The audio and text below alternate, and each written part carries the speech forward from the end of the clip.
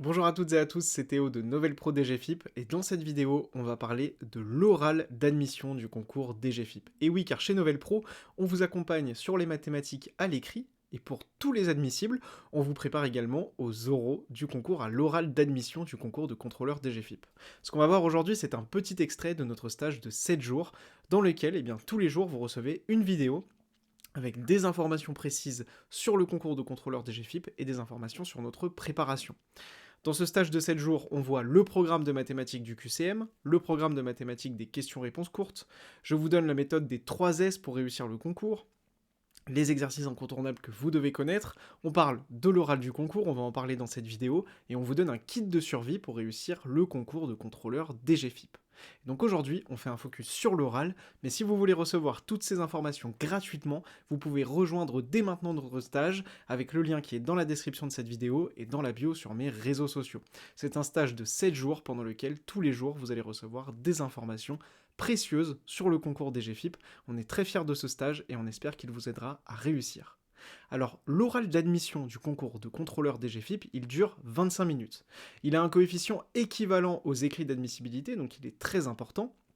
Si vous avez moins de 5 sur 20, vous êtes éliminé d'office, et le jury, ce sont des cadres DGFIP formés à l'évaluation.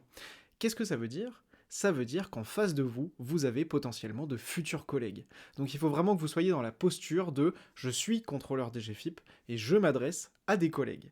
Et en vous mettant dans cette posture, vous allez aider le jury en face de vous à se dire « est-ce que la personne qu'on a en face de nous, elle ferait bien contrôleur DGFIP ? Ou est-ce qu'on prendrait plutôt quelqu'un d'autre ?» Il faut vraiment donner cette impression, c'est la question que le jury va se poser. Est-ce que la personne qu'on a en face de nous, c'est une personne qui peut devenir contrôleur DGFIP, qui a le savoir-être, les qualités pour être contrôleur DGFIP? Est-ce qu'on se projette avec cette personne dans notre quotidien à la DGFIP? Donc ça, c'est une information très importante à avoir en tête et qu'il faut bien garder à l'esprit pour votre oral. Cet oral, il va se dérouler en 3 phases. La première phase, c'est vous présenter. Vous allez parler des grandes lignes de votre parcours, de vos compétences et de vos qualités, de votre projet professionnel, et il faut vraiment que cette partie introduction en 5 minutes, elle soit extrêmement bien structurée. On vous apprend évidemment à structurer votre oral dans la prépa Novel Pro. Ensuite, le jury va rebondir sur votre présentation pour évaluer votre savoir-faire, donc il va vraiment s'appuyer sur vos expériences pour vérifier vos compétences. Il va vous poser des questions sur votre savoir-être, donc est-ce que vous savez travailler en équipe? Est-ce que dans telle ou telle situation vous savez correctement réagir? On en reparlera dans la 3e phase de l'oral. Et puis évidemment, anticiper les questions du jury, on vous apprend à le faire dans la prépa Novel Pro. Pourquoi vous candidatez pour devenir contrôleur DGFIP? Pourquoi vous passez ce concours? Quels sont vos objectifs de vie? Voilà, tout ça, il faut anticiper ces questions-là. C'est ce qu'on voit dans la préparation de Novel Pro.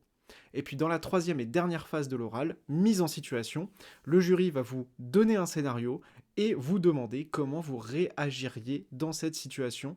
Vous devez faire un choix, choisir un comportement, et là le jury veut vraiment analyser votre réflexion, votre analyse de la situation, votre bon sens, et savoir si vous avez un savoir-être approprié, donc un bon comportement en tant que futur contrôleur de la DGFIP. Voilà, j'espère que ces informations sur l'oral vous aident déjà à y voir un peu plus clair. Mais maintenant, si vous voulez aller plus loin pour réussir le concours, comme je vous le disais, vous avez un stage de 7 jours complètement offert, avec le lien qui est dans la description ou dans la bio sur mes réseaux sociaux. Je vous dis à tout de suite dans le stage pour devenir contrôleur DGFIP. C'était Théo, à très vite.